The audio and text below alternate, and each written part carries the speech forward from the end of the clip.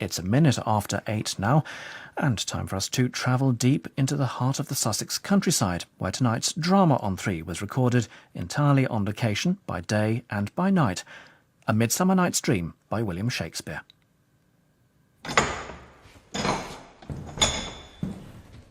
Now, fair Hippolyta, our nuptial hour draws on apace. 4 happy days bring in another moon. But, oh, methinks how slow this old moon wanes. She lingers my desires like to a stepdame or a dowager, long withering out a young man's revenue. 4 days will quickly steep themselves in night. 4 nights will quickly dream away the time. And then the moon, like to a silver bow new bent in heaven, shall behold the night of our solemnities. Go, Philostrate, stir up the Athenian youth to merriments, awake the pert and nimble spirit of mirth. Turn melancholy forth to funerals. The pale companion is not for our pomp. My lord.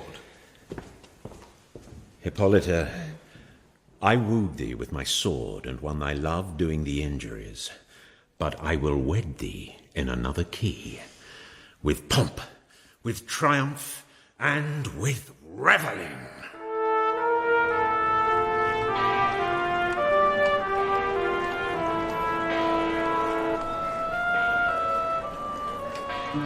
A Midsummer Night's Dream by William Shakespeare, starring Lesley Sharp as Titania, Toby Stephens as Oberon, Freddie Fox as Puck, and Roger Allam as Nick Bottom.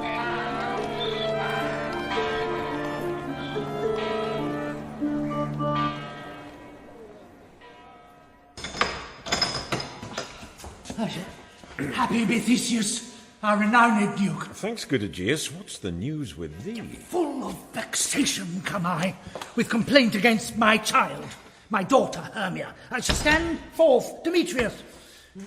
My noble lord, this man hath my consent to marry her.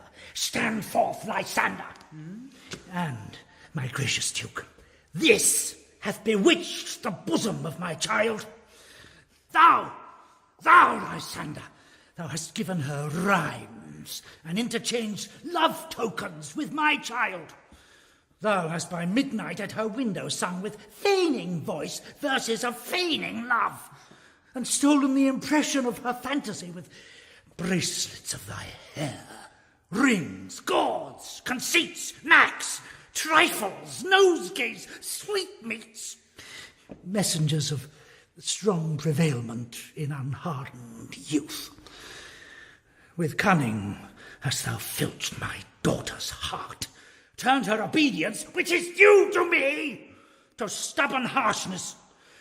And, my gracious Duke, be it so she will not hear before your grace consent to marry with Demetrius, I beg the ancient privilege of Athens. As she is mine, I may dispose of her, which shall be either to this gentleman or to her death, according to our law immediately provided in that case. What say you, Hermia? Be advised, fair maid, to you your father should be as a god, one that composed your beauties, yea, and one to whom you are but as a form in wax by him imprinted, and within his power to leave the figure or disfigure it. Demetrius is a worthy gentleman. So is Lysander. In himself he is, but in this kind, wanting your father's voice, the other must be held the worthier. I would my father looked but with my eyes. Rather your eyes must with his judgment look. I do entreat your grace to pardon me. I know not by what power I am made bold, nor how it may concern my modesty in such a presence here to plead my thoughts, but I beseech your grace that I may know the worst that may befall me in this case if I refuse to wed Demetrius. Either to die the death, or to abjure forever the society of men. Therefore, fair Hermia, question your desires. Know of your youth, examine well your blood, whether if you yield not to your father's choice, you can endure the livery of a nun, for to be in shady cloister mewed, to live a barren sister all your life. Take time to pause, And by the next new moon, the sealing day betwixt my love and me for everlasting bond of fellowship, upon that day, either prepare to die for disobedience to your father's will, or else to wed Demetrius as he would, or on Diana's altar to protest for austerity and single life. Relent, sweet Hermia. And Lysander, yield thy crazed title to my certain right. You have her father's love, Demetrius. Let me have Hermia's. Do you marry him? Scornful Lysander. True, he hath my love, and what is mine, my love shall render him, and she is mine. And all my right of her I do estate unto Demetrius. I am, my lord, as well derived as he, as well possessed. My love is more than his. Why should not I then prosecute my right? Demetrius, I'll avouch it to his head, made love to Nadar's daughter Helena, and won her soul. And she, sweet lady, devoutly dotes in idolatry upon this spotted and inconstant man. I must confess that I have heard so much, and with Demetrius thought to have spoke thereof, but being overfull of self-affairs, my mind did lose it. But Demetrius, come, and come, Aegeus, you shall go with me. I have some private schooling for you both. For you, fair Hermia, look you arm yourself to fit your fancies to your father's will, or else the law of Athens yield you up, which by no means we may extenuate, to death, or to a vow of single life. Come, my Hippolyta, what cheer, my love? Demetrius and Aegeus, come along. I must employ you in some business against our nuptial, and confer with you of something nearly that concerns yourselves. With duty and desire, we follow you.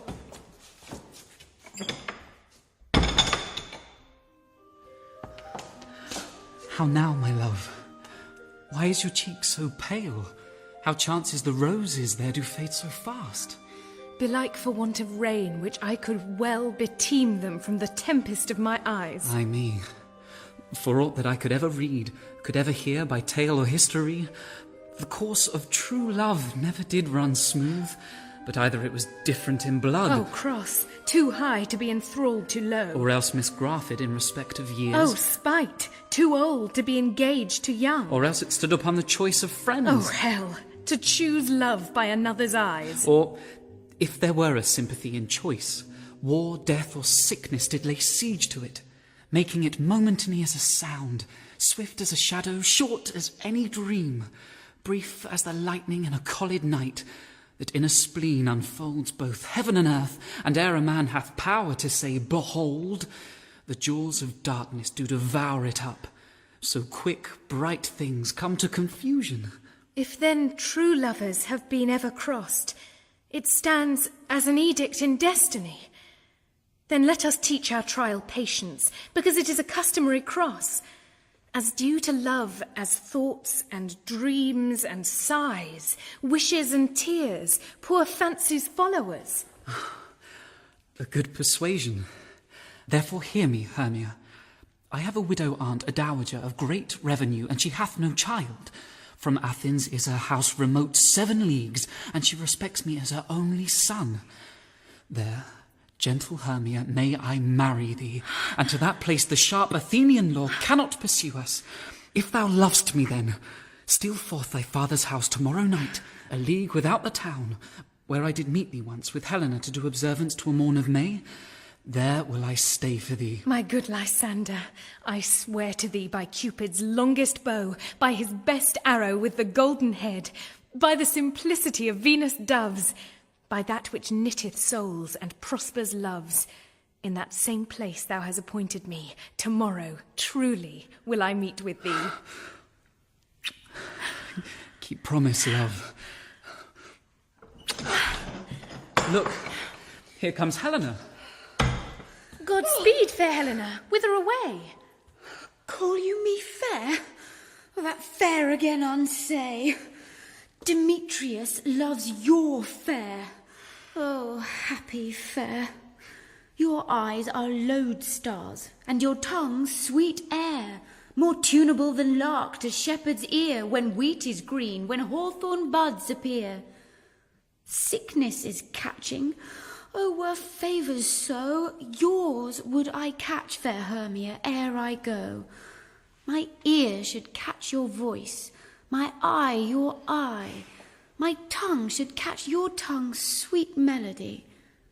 Were the world mine, Demetrius being baited, the rest I'd give to be to you translated.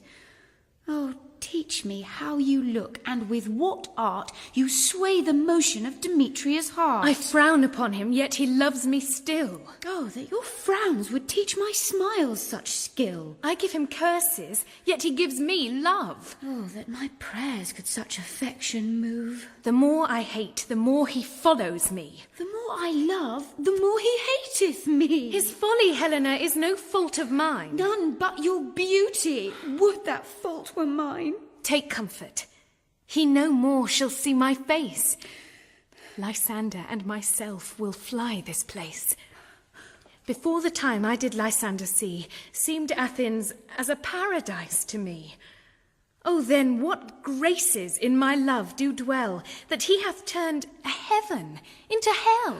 Helen, to you our minds we will unfold. Tomorrow night, when Phoebe doth behold her silver visage in the watery glass, decking with liquid pearl the bladed grass, a time that lovers' flights doth still conceal, through Athens' gates have we devised to steal. And in the wood where often you and I upon faint primrose beds were wont to lie, emptying our bosoms of their counsel sweet, there my Lysander and myself shall meet. And thence from Athens turn away our eyes to seek new friends and stranger companies. Farewell, sweet playfellow. Pray thou for us, and good luck grant thee thy Demetrius. Keep word, Lysander. We must starve our sight from lovers' food till morrow deep midnight. I will, my Hermia. Helena, adieu. As you on him, Demetrius dote on you.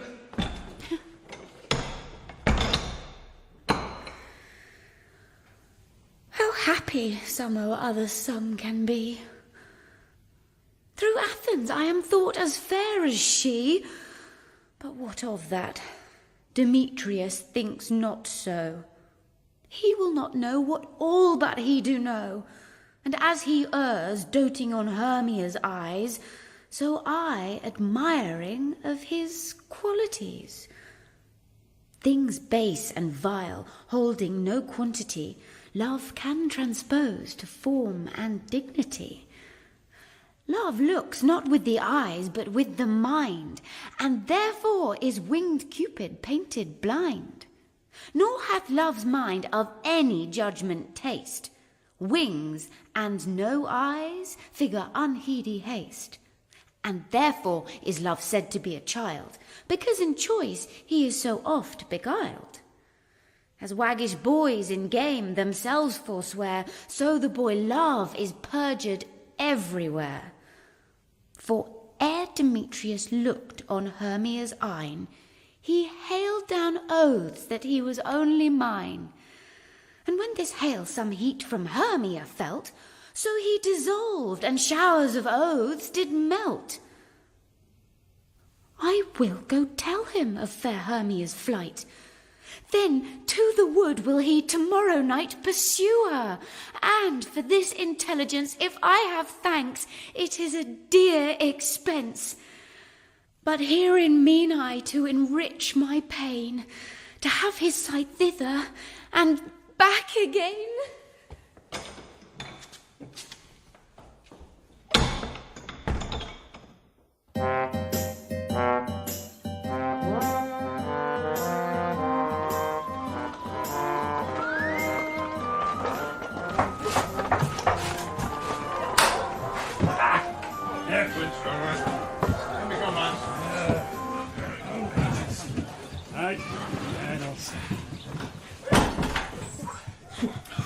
Is all our company here? You were best to call them generally man by man according to the script.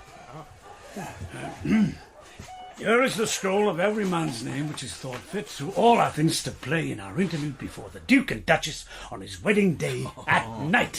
First, good Peter Quince, say what the play treats on, then read the names of the actors, and so grow to a point. Mary, our play is The Most Lamentable Comedy and Most Cruel Death of Pyramus and Thisbe. A very good piece of work, I assure you, and a merry. Now, good Peter Quince, call forth your actors by the scroll. Masters, spread yourselves. Answer as I call you. Nick Bottom the Weaver. Ready? Name what part I'm for and proceed. You, Nick Bottom, are set down for Pyramus. But what is Pyramus? A lover or a tyrant? A lover that kills himself most gallant for love. That will ask some tears in the true performing of it. If I do it, let the audience look to their eyes. I will move storms. I will condole in some measure. For the rest, yet my chief humour is for a tyrant. I could play Hercules, rarely, or a part to tear a cat in to make all split. The raging rocks and shivering shocks shall break the locks of prison gates. And Phoebus' car shall shine from far and make and mar the foolish face. This was lofty. Now name the rest of the players. This is Hercules' vein, a tyrant's vein. A lover is more condoling. Francis Flute, the bellows mender. Here, Peter Quince. Flute, you must take Thisbe on you. What is Thisbe? A wandering knight? It is the lady that Pyramus must love. Oh, nay, faith, let me not play a woman. I have a beard. Coming. That's all one. You shall play the mask, and you may speak as small as you will. But I may hide my face. Let me play Thisbe too. I'll speak in a monstrous little voice. Thisne, Thisne. Ah, Pyramus, my lover dear, thy Thisbe dear and lady dear. No, you must play Pyramus, and Flute, you Thisbe. Well, proceed. Robin Starveling, the tailor. Here, Peter Quince. Robin Starveling, you must play Thisbe's mother. Tom Snout, the tinker. Here, Peter Quince. You, Pyramus' father. Myself, Thisbe's father. Snug the joiner. Aye. You, the lion's part. And I hope here is a play fitted. Have you the lion's part written? Pray you, if it be, give it me, for I am slow of study. You may do it extempore, for it is nothing but roaring. Let me play the lion too. I will roar, that I will do any man's heart good to hear me.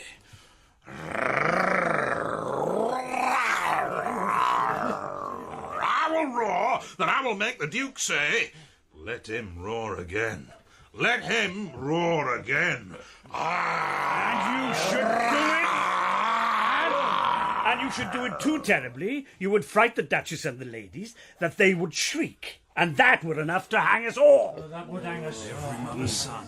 I grant you, friends, if you should fright the ladies out of their wits, they would have no more discretion but to hang us. But I will aggravate my voice so that I will roar you as gently as any sucking dove. I will roar, and 'twere any nightingale. You can play no part but Pyramus. For Pyramus is a sweet-faced man, a proper man as one shall see in a summer's day, a most lovely, gentleman-like man. Therefore, you must needs play Pyramus. Well, I will undertake it. What beard were I best to play it in? Why, what you will. I will discharge it in either your straw-coloured beard, your orange-tawny beard, your purple-in-grain beard, or your French crown colour beard, your perfect yellow. Some of your French crowns have no hair at all, and then you will play barefaced. But, masters, here are your parts, and I am to entreat you, request you, and desire you to con them by tomorrow night, and meet me in the palace wood a mile without the town by moonlight. There will we rehearse, for if we meet in the city, we shall be dogged with company, and our devices known. In the meantime, I will draw a bill of properties such as our play wants. I pray you, fail me not. We will meet, and there we may rehearse most obscenely and courageously. Take pains, be perfect. Adieu. Adieu. At the Duke's Oak we meet. Enough. Hold or cut bowstrings.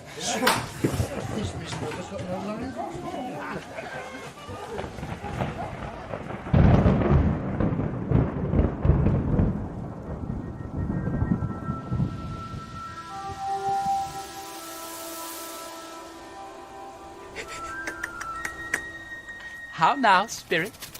Whither wander you? Over hill, over dale, thorough bush, thorough briar, over path, over pale, thorough flood, thorough fire. I do wander everywhere, swifter than the moon's sphere. And I serve the fairy queen, to dew her orbs upon the green. The cowslips tall her pensioners be, in their gold coats spots you see. Those be rubies, fairy favours, in those freckles live their savours. I must go seek some dewdrops here, and hang a pearl in every cowslip's ear. Farewell, thou lob of spirits, I'll be gone. Our queen and all her elves come here anon. The king doth keep his revels here tonight. Take heed the queen come not within his sight, for Oberon is passing full of wrath, because that she, as her attendant, hath a lovely boy stolen from an Indian king. She never had so sweet a changeling, and jealous Oberon would have the child, knight of his train, to trace the forests wild, but she perforce withholds the loved boy, crowns him with flowers, and makes him all her joy, and now they never meet, in grove or green, by fountain clear or spangled starlight sheen, but they do square, that all their elves for fear creep into acorn cups and hide them there. Either I mistake your shape and making quite, or else you are that shrewd and knavish sprite called Robin Goodfellow. Are not you he that frights the maidens of all the villagery? Skim milk, and sometimes labour in the quern, and bootless make the breathless housewife churn, and sometimes make the milk to bear no balm, mislead night wanderers laughing at their harm. Those that hobgoblin call you, and sweet Puck, you do their work, and they shall have good luck. Are not you he? Thou speak'st aright. I am that merry wanderer of the night. I jest to Oberon and make him smile when I a fat and bean-fed horse beguile, neighing in likeness of a filly foal, and sometimes lurk I in a gossip's bowl in the very likeness of a roasted crab, and when she drinks against her lips I bob, and on her withered dewlap pour the ale. If the wisest aunt, telling the saddest tale, sometime for 3-foot stool mistaketh me, then I slip from her bum, down topples she, and Taylor cries and falls into a cough, and then the whole choir hold their hips and laugh, and waxen in their mirth and knees, and swear a merrier hour was never wasted there. But rum, fairy, here comes Oberon. And here my mistress, would that he were gone.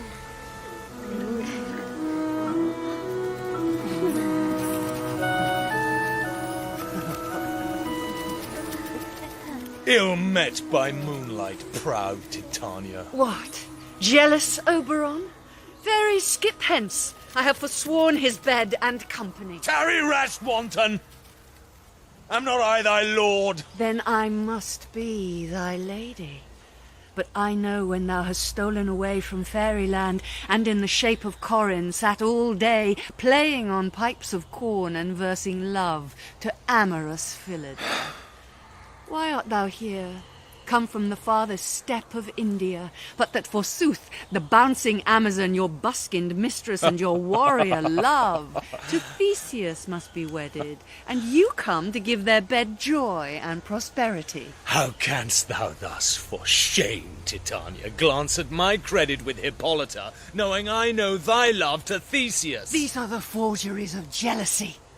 And never since the middle summer spring met we on hill, in dale, forest or mead, by paved fountain or by rushy brook, or in the beached margent of the sea, to dance our ringlets to the whistling wind. But with thy brawls thou hast disturbed our sport.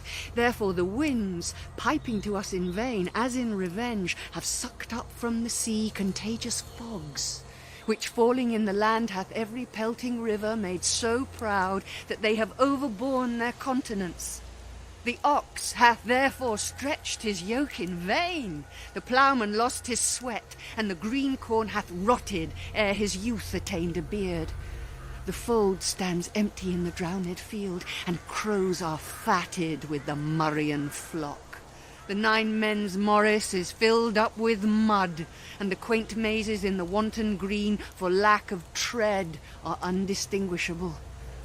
The human mortals want their winter cheer. No night is now with hymn or carol blessed. Therefore the moon, the governess of floods, pale in her anger, washes all the air that rheumatic diseases do abound. And thorough this distemperature, we see the seasons alter. The spring, the summer, the childing autumn, angry winter, change their wonted liveries, and the mazed world by their increase now knows not which is which. And this same progeny of evils comes from our debate, from our dissension. We are their parents and original. Do you amend it, then? It lies in you. Why should Titania cross her Oberon? I do but beg a little changeling boy to be my henchman. Set your heart at rest. The fairy land buys not the child of me. His mother was a votress of my order, and in the spiced air by night full often hath she gossiped by my side, and sat with me on Neptune's yellow sands, marking the embarked traders on the flood, when we have laughed to see the sails conceive and grow big-bellied with the wanton wind, which she, with pretty and with swimming gait following, her womb then rich with my young squire, would imitate, and sail upon the land to fetch me trifles, and return again, as from a voyage, rich with merchandise. But she, being mortal, of that boy did die.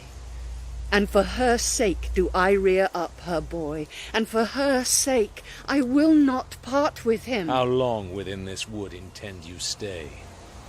Perchance till after Theseus' wedding day. If you will patiently dance in our round, and see our moonlight revels, go with us. If not, shun me, and I will spare your haunts. Give me that boy, and I will go with thee. Not for thy fairy kingdom. Fairies away! We shall chide downright if I longer stay. Well, go thy way! Thou shalt not from this grove till I torment thee for this injury. My gentle Puck, come hither. Thou rememberest, since once I sat upon a promontory and heard a mermaid on a dolphin's back uttering such dulcet and harmonious breath that the rude sea grew civil at her song, and certain stars shot madly from their spheres to hear the sea-maid's music. I remember. That very time I saw, but thou couldst not, flying between the cold moon and the earth, Cupid, all armed. A certain aim he took at a fair vestal throned by the west, and loosed his love shaft smartly from his bow as it would pierce 100,000 hearts. But I might see young Cupid's fiery shaft quenched in the chaste beams of the watery moon, and the imperial votress passed on in maiden meditation, fancy free. Yet marked I where the bolt of Cupid fell. It fell upon a little western flower, Before milk white, now purple with love's wound. And maidens call it love in idleness. Fetch me that flower, the herb I showed thee once.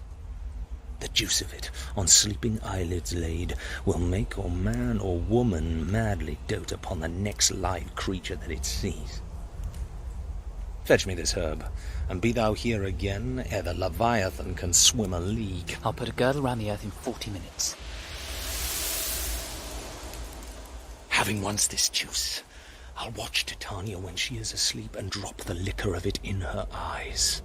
The next thing she waking looks upon, be it on lion, bear, or wolf, or bull, on meddling monkey, or on busy ape, she shall pursue it with the soul of love. And ere I take this charm from off her sight, as I can take it with another herb, I'll make her render up her page to me. But who comes here? I am invisible, and I will overhear their conference. I love thee not, therefore pursue me not. Where is Lysander and fair Hermia? The one I'll slay, the other slayeth me. Thou toldst me they were stolen unto this wood, and here am I, and wood within this wood, because I cannot meet my Hermia. Hence, get thee gone and follow me no more. Oh, you draw me, you hard-hearted adamant.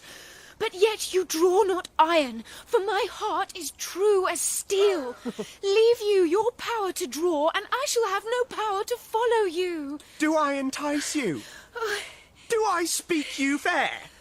Or rather, do I not in plainest truth tell you I do not, nor I cannot love you? And even for that do I love you the more. I am your spaniel, and Demetrius. The more you beat me, I will fawn on you.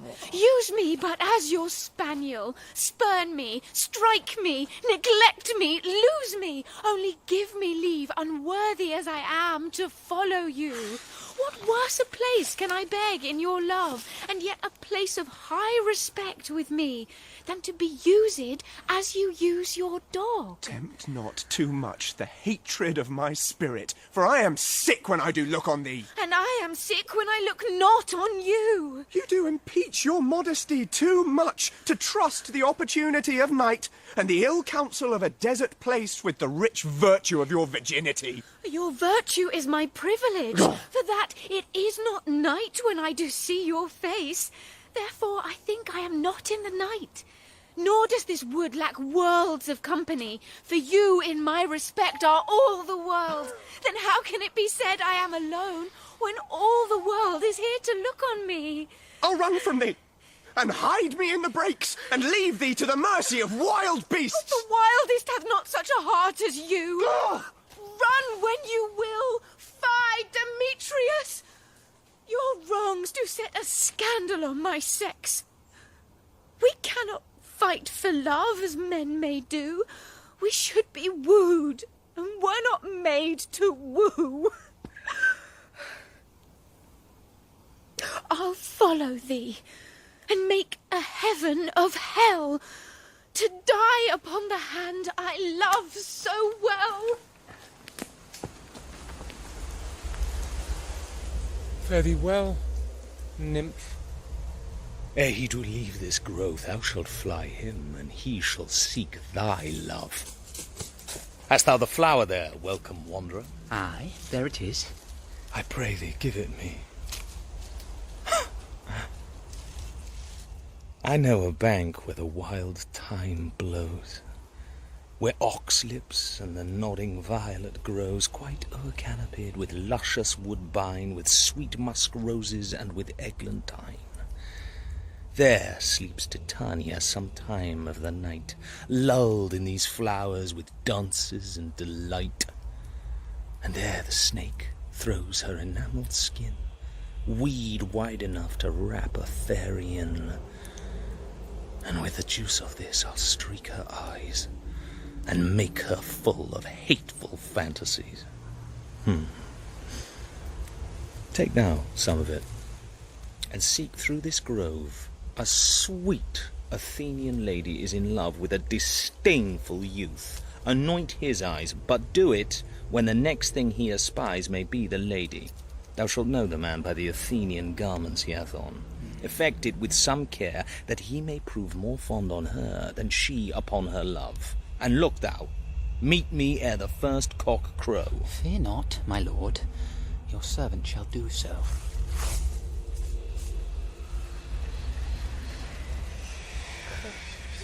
Come, now a roundel and a fairy song. Then for the third part of a minute, hence. Some to kill cankers in the musk rose buds. Some war with rare mice for their leathern wings to make my small elves coats. And some keep back the clamorous owl that nightly hoots and wonders at our quaint spirits.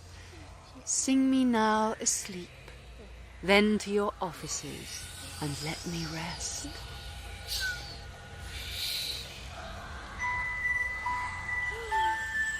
You spotted snakes with double tongue, thorny hedgehogs be not seen, newts and blind worms do no wrong, come not near our fairy queen.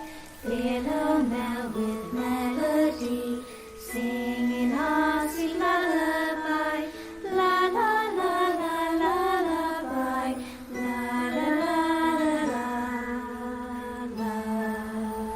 Never harm, nor spell nor charm. Come on, lovely lady, nigh, so good night with la la la la la.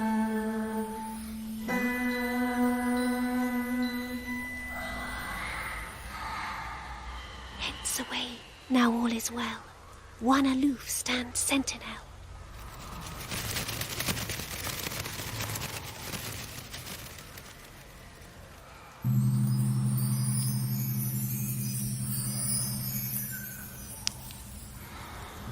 What thou seest when thou dost wake, do it for thy true love take. Love and languish for his sake, be it ounce or cat or bear, pard or boar with bristled hair, in thy eye that shall appear when thou wakest it is thy dear. Wake when some vile thing is near.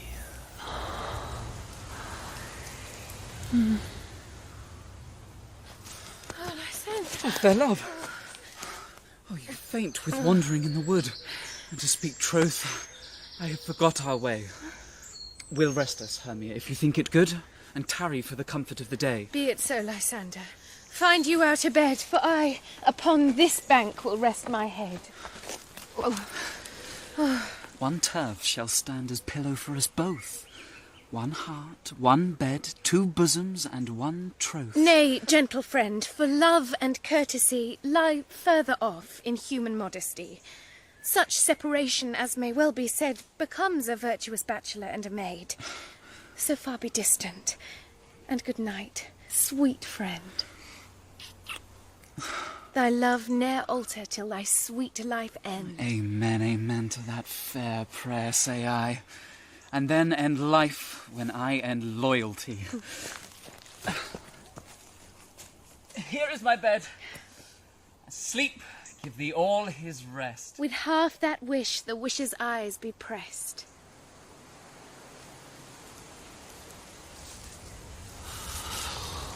Through the forest have I gone, but Athenian found I none on whose eyes I might approve this flower's force in stirring love. Night and silence. Who is here? Weeds of Athens he doth wear. This is he, my master said, despises the Athenian maid. And hear the maiden sleeping sound on the dank and dirty ground. Pretty soul, she durst not lie near this lack love, this kill courtesy. Churl, upon thy eyes I throw all the power this charm doth owe. When thou wakest, let love forbid sleep his seat on thy eyelid. So awake when I am gone, for I must now to Oberon. Stay, though thou kill me, sweet Demetrius. I charge thee, hence, and do not haunt me thus. Oh, wilt thou, darkling, leave me? Do not so. Stay, on thy peril. I alone will go. Oh, I am out of breath in this fond chase. The more my prayer, the lesser is my grace.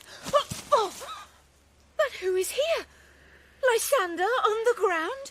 Dead or asleep? I see no blood, no wound. Lysander, if you live, good sir, awake. And run through fire I will for thy sweet sake. O transparent Helena, nature shows art, that through thy bosom makes me see thy heart. Where is Demetrius? Oh, how fit a word is that vile name to perish on my sword! Do not say so, Lysander, say not so. What though he love your Hermia, Lord, what though? Yet Hermia still loves you, then be content. Content with Hermia? No, I do repent the tedious minutes I with her have spent. Not Hermia, but Helena I love, who will not change a raven for a dove. Wherefore was I to this keen mockery born? When at your hands did I deserve this scorn? Is not enough, young man, that I did never, no, nor never can deserve a sweet look from Demetrius' eye, but you must flout my insufficiency? Good troth, you do me wrong, good sooth you do, in such disdainful manner me to woo. But fare you well, perforce I must confess, I thought you lord of more true gentleness. Oh, that a lady, of one man refused, should of another therefore be abused. She sees not Hermia.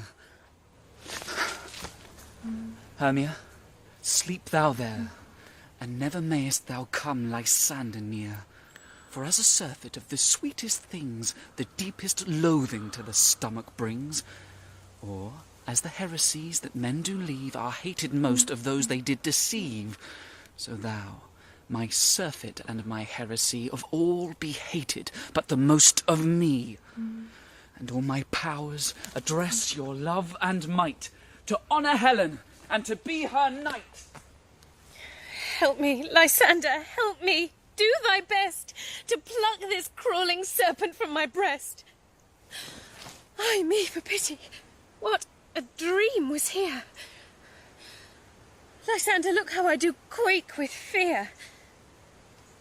Methought a serpent ate my heart away, and you sat smiling at his cruel prey. Lysander? What? Removed? Lysander! Lord! What? Out of hearing? Gone? No sound, no word? Alack, where are you? Speak, and if you hear, speak of all loves. I swoon almost with fear. No. Then I will perceive you are not nigh. Either death or you I'll find immediately. Are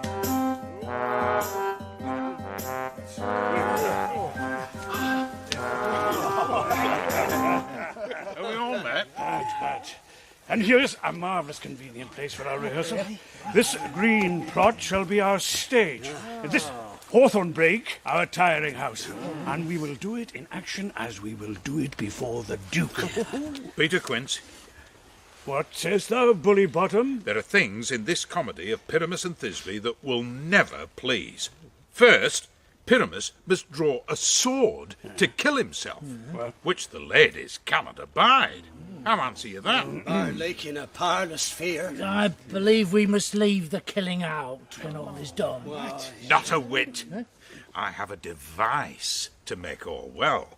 Write me a prologue, and let the prologue seem to say we will do no harm with our swords, and that Pyramus is not killed indeed. And for the more better assurance, tell them that I, Pyramus, am not Pyramus, but Bottom the Weaver. This will put them out of all fear. Well, we will have such a prologue, and it shall be written in 8 and 6. No, make it 2 more. Let it be written in 8 and 8. Will not the ladies be afeard of the lion? Well, I fear it, I promise you.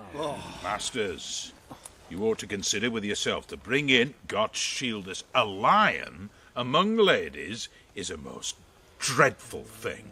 For there is not a more fearful wildfowl than your lion living, and we ought to look to't. Therefore, another prologue must tell he is not a lion. Nay, you must name his name, and half his face must be seen through the lion's neck, and he himself must speak through, saying thus, or to the same defect, ladies, or fair ladies, I would wish you, or I would request you, or I would entreat you not to fear, not to tremble, my life for yours. If you think I come hither as a lion, it were pity of my life. No, I am no such thing.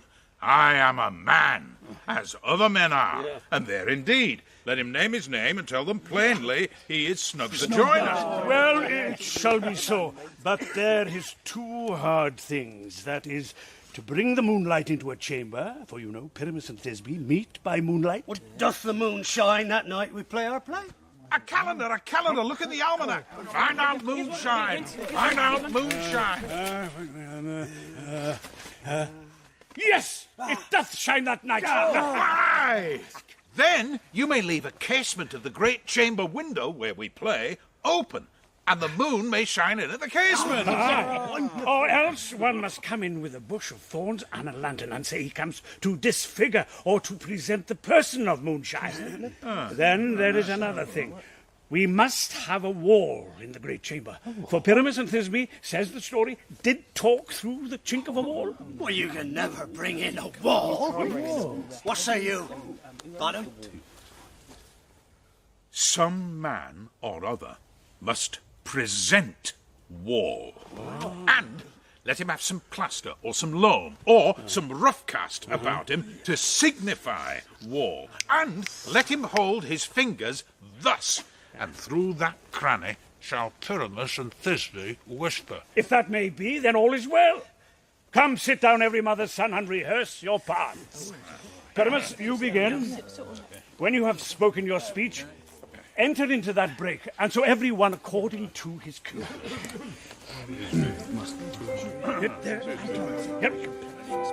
What hempen homespuns are we swaggering here? So near the cradle of the Fairy Queen. What? A play toward? I'll be an auditor. An actor, too, perhaps, if I see cause. Speak, Pyramus. Thisbe, stand forth. Thisbe, the flowers of odious savours sweet. Odorous. Odorous. Odorous savours sweet. So hath thy breath, my dearest Thisbe dear. But hark! A voice. Stay thou but here a while, and by I will to thee appear. Must I speak now? I marry must you, for you must understand he goes but to see a noise that he heard, and is to come again.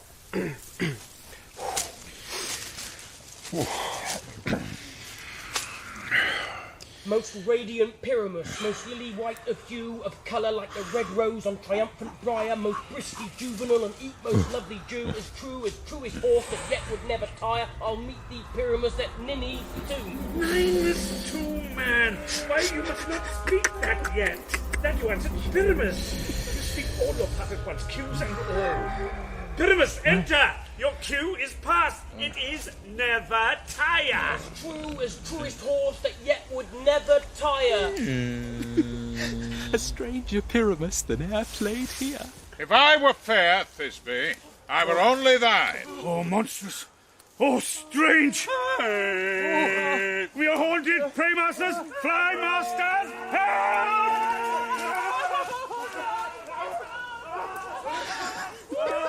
I'll follow you. I'll lead you about around. Through a bog, through a bush, through a brake, through a briar. Sometime a horse I'll be, sometime a hound, friend. A hog, a headless bear, sometime fire, and neigh and bark and grunt and roar and burn, like horse, hound, hog, bear, fire at every turn. Why do they run away?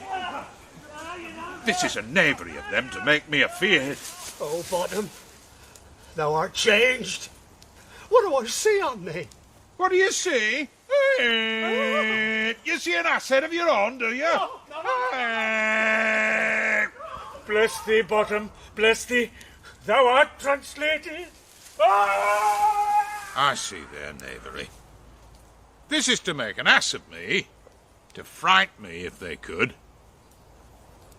But I will not stir from this place. Do what they can.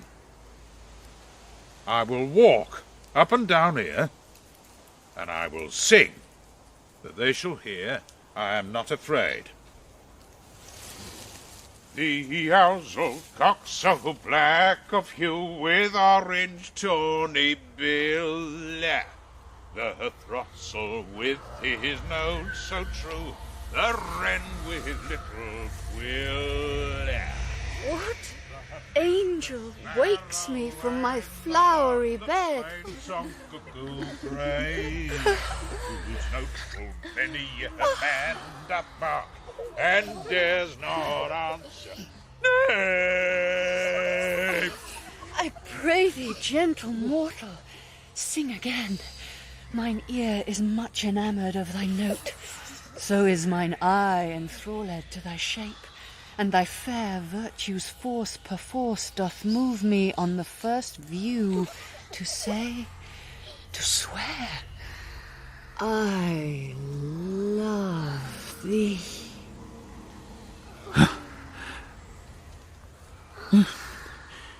Methinks, mistress, you should have little reason for that. And yet, to say the truth, reason and love keep little company together nowadays, the more's the pity. Some honest neighbours will not make them friends. Nay, I can gleek upon occasion. Thou art as wise as thou art beautiful.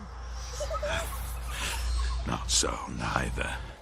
But if I had wit enough to get out of this wood, I've enough to serve mine own turn. Out of this wood do not desire to go.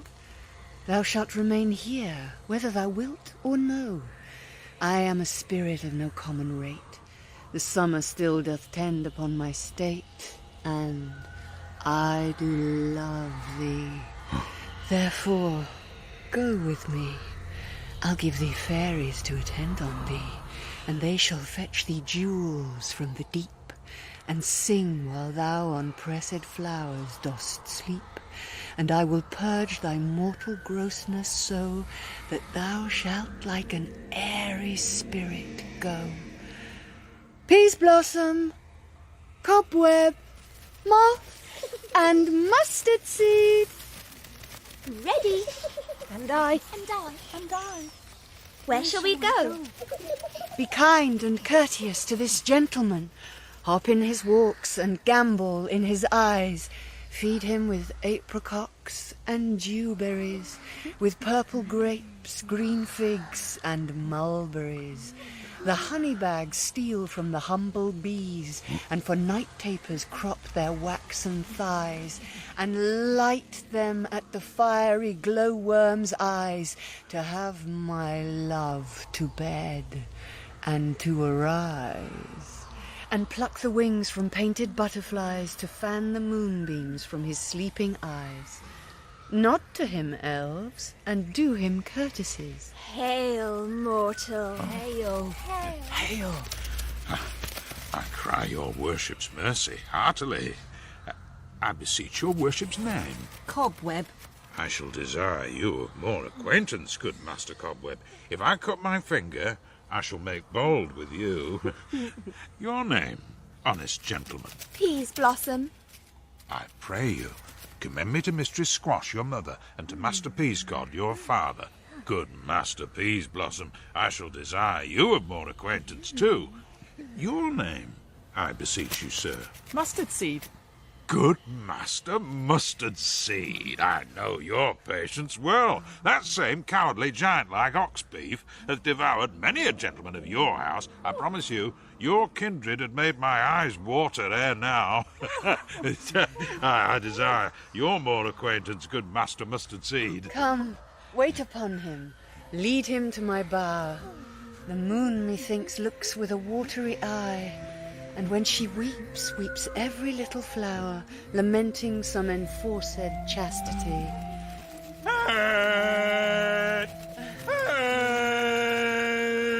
Tie up my love's tongue. Bring him silently. I wonder if Titania be awake. Then what it was that next came in her eye, which she must dote on in extremity. Here comes my messenger. How now, mad spirit? What night rule now about this haunted grove? My mistress, with a monster, is in love. Near to her close and consecrated bower, while she was in her dull and sleeping hour, a crew of patches, rude mechanicals, that work for bread upon Athenian stalls, were met together to rehearse a play, intended for great Theseus' nuptial day. The shallowest, thick skin of that barren sort who Pyramus presented, in their sport forsook his scene, and entered in a break, when I did him at disadvantage take. An ass's nose I fixed on his head. Anon his Thisbe must be answered, and forth my mimic comes. When they him spy, as wild geese that the creeping fowl eye, or russet painted choughs, many in sort, rising and cawing at the gun's report, sever themselves and madly sweep the sky, so, at his sight, away his fellows fly, and at our stamp, here o'er and o'er one falls, he murder cries, and help from Athens calls. Their sense thus weak, lost with their fears thus strong, made senseless things begin to do them wrong. For briars and thorns at their apparel snatched, some sleeves, some hats, for yielders all things catch. I led them on in this distracted fear, and left sweet Pyramus translated there. When, in that moment, so it came to pass, Titania waked, and straightway loved an ass. This falls out better than I could devise. But hast thou yet latched the Athenian's eyes with the love juice, as I did bid thee do? I took him sleeping, that is finished too. And the Athenian woman by his side, that when he waked of force she must be eyed. Stand close. This is the same Athenian. This is the woman? But not this the man. Oh, why rebuke you him that loves you so? Lay breath so bitter on your bitter foe. Now I but chide, but I should use thee worse. For thou, I fear, hast given me cause to curse. If thou hast slain Lysander in his sleep, being o'ershoes in blood, plunge in the deep and kill me too. The sun was not so true unto the day as he to me. Would he have stolen away from sleeping Hermia? I'll believe as soon this whole earth may be bored, and that the moon may through the centre creep, and so displease her brother's noontide with Antipodes. It cannot be, but thou hast murdered him. So should a murderer look, so dead, so grim. So should the murdered look. And so should I, pierced through the heart with your stern cruelty. Yet you, the murderer, look as bright, as clear as yonder Venus in her glimmering sphere. What's this to my Lysander? Where is he? Ah, good Demetrius, wilt thou give him me? I'd rather give his carcass to my hounds. Out, dog! Out, cur! Thou drivest me past the bounds of maiden's patience. Hast thou slain him, then? What? Henceforth be never numbered among men. Oh, once tell true, even for my sake. Durst thou have looked upon him being awake, and hast thou killed him sleeping? Oh, brave touch! Oh. Could not a worm, an adder, do so much? An adder did it, for with doubler tongue than thine, thou serpent, never adder stung. You spend your passion on a misprized mood. I am not guilty of Lysander's blood. Nor is he dead, for aught that I can tell. I pray thee, tell me then that he is well. And if I could, what should I get therefore? A privilege, never to see me more. And from thy hated presence part I so. Ah! See me no more, whether he be dead or no. Oh. There is no following her in this fierce vein. Here, therefore, for a while I will remain. So sorrow's heaviness doth heavier grow, for debt that bankrupt sleep doth sorrow owe. Which now, in some slight measure, it will pay, if for his tender here I make some stay.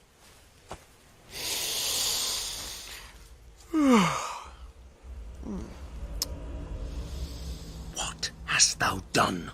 Thou hast mistaken quite, and laid the love juice on some true love's sight. Of thy misprision must perforce ensue some true love turned, and not a false turned true. Then fate o'errules that one man holding troth, a million fail, confounding oath on oath. About the wood go swifter than the wind, and Helena of Athens look thou find. All fancy sick she is, and pale of cheer, with sighs of love that cost the fresh blood dear. By some illusion see thou bring her here. I'll charm his eyes against she do appear. I go, look how I go. Swifter than arrow from the Tartar's bow!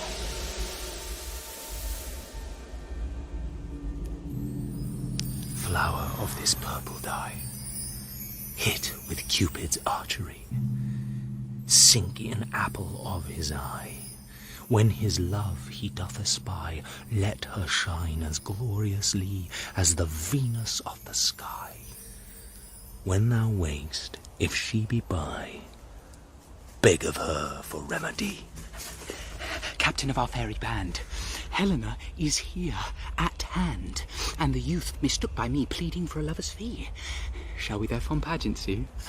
Lord, what fools these mortals be. Stand aside. The noise they make will cause Demetrius to awake. Then will two at once woo one. That must needs be sport alone. And those things do best please me that befall preposterously. But why should you think that I should woo in scorn? Scorn and derision never come in tears. Look, when I vow, I weep, and vows so born in their nativity, all truth appears. How can these things in me seem scorn to you, bearing the badge of faith to prove them true? You do advance your cunning more and more. When truth kills truth, oh, devilish holy fray. These vows are Hermia's. Will you give her a? Weigh oath with oath, and you will nothing weigh. Your vows to her and me, put in two scales, will even weigh, and both as light as tails. I had no judgment when to her I swore. Nor none in my mind, now you give her a. Demetrius loves her, and he loves not you. Oh, Helena, goddess, nymph, perfect, divine. To what, my love, shall I compare thine eyne? Crystal is muddy. Oh, how ripe in show thy lips, those kissing cherries tempting grow. Oh, spite! Oh, hell! I see you are all bent to set against me for your merriment. If you were civil and knew courtesy, you would not do me thus much injury. Can you not hate me, as I know you do, but you must join in souls to mock me too? You are unkind, Demetrius, be not so, for you love Hermia, this you know I know. Lysander, keep thy Hermia, I will none. If e'er I loved her, all that love is gone. My heart to her but as guest-wise sojourned, and now to Helen is it home returned, there to remain. Helen, it is not so! Disparage not the faith thou dost not know, lest to thy peril thy abide it dear. Look where thy love comes, yonder is thy dear. Dark night, that from the eye his function takes, the ear more quick of apprehension makes. Wherein it doth impair the seeing sense, it pays the hearing double recompense. Thou art not by mine eye, Lysander, found. Mine ear, I thank it, brought me to thy sound. But why, unkindly, didst thou leave me so? Why should he stay, whom love doth press to go? What love could press Lysander from my side? Lysander's love? That would not let him bide fair Helena, who more engilds the night than all you fiery O's and eyes of light. Why seek'st thou me? Could not this make thee know the hate I bear thee made me leave thee so? You speak not as you think. It cannot be. Lo, she is one of this confederacy. Now I perceive they have conjoined all three to fashion this false sport in spite of me. Stay, gentle Helena, hear my excuse. My love, my life, my soul, fair Helena. Oh, excellent. Sweet, do not scorn her so. If she cannot entreat, I can compel. Thou canst compel no more than she entreat. Thy threats have no more strength than her weak prayers. Helen, I love thee, by my life, I do. I swear by that which I will lose for thee, to prove him false that says I love thee not. I say I love thee more than he can do. If thou say so, withdraw, and prove it too. Quick, come! Lysander, where to tends all this? Away, you Ethiop! No, he'll seem to break loose. Take on as you would follow, but yet come not. You are a tame man. Go! Hang off, thou cat, thou bird, vile thing, let loose, or I will shake thee from me like a serpent. Why are you grown so rude? What change is this? Sweet love! My love! Out, tawny tartar, out, loathed medicine, oh, hated potion, hence! Do you not jest? Yes, sooth, and so do you. Demetrius, I will keep my word with thee. I would I had your bond. For I perceive a weak bond holds you. I'll not trust your word. What, should I hurt her? Strike her, kill her dead? Although I hate her, I'll not harm her so. What, can you do me greater harm than hate? Hate me? Wherefore? Oh me, what news, my love? Am not I Hermia? Are not you Lysander? I am as fair now as I was erewhile. Since night you loved me. Yet since night you left me. Why, then you left me, oh, the gods forbid, in earnest, shall I say? I, by my life, and never did desire to see thee more.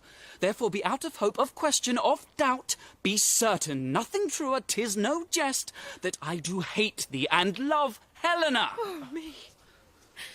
You juggler, you canker blossom. You thief of love! What, have you come by night and stolen my love's heart from him? Fine, if faith. Have you no modesty, no maiden shame, no touch of bashfulness? What, will you tear impatient answers from my gentle tongue? Fie, fie, you counterfeit, you puppet, you! Puppet? Why so? Aye, that way goes the game. Now I perceive that she hath made compare between our statures. She hath urged her height, and with her personage, her tall personage, her height, forsooth, she hath prevailed with him. And are you grown so high in his esteem, because I am so dwarfish and so low? How low am I, thou painted maypole? Speak! How low am I? I am not yet so low, but that my nails can reach unto thine eyes! I pray you, though you mock me, gentlemen, let her not hurt me. I was never cursed. I have no gift at all in shrewishness. I am a right maid for my cowardice. Let her not strike me. You perhaps may think, because she is something lower than myself, that I can match her. Lower, hark again! Be not afraid. She shall not harm thee, Helena. No, sir, she shall not, though you take her part. Oh, when she is angry, she is keen and shrewd. She was a vixen when she went to school, and though she be but little, she is fierce. Little again, nothing but low and little. Why will you suffer her to flout me thus? Let me come to her! Get you gone, you dwarf! You minimus of hindering knot-grass maid! You bead, you acorn! You are too officious in her behalf that scorns your services. Let her alone.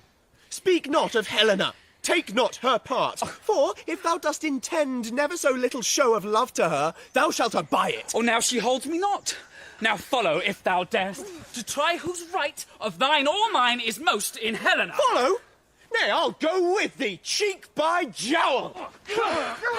You mistress, all this coil is long of you. Nay, go not back. I will not trust you, I. No longer stay in your cursed company. Your hands than mine are quicker for a fray. My legs are longer, though, to run away. I am amazed, and know not what to say.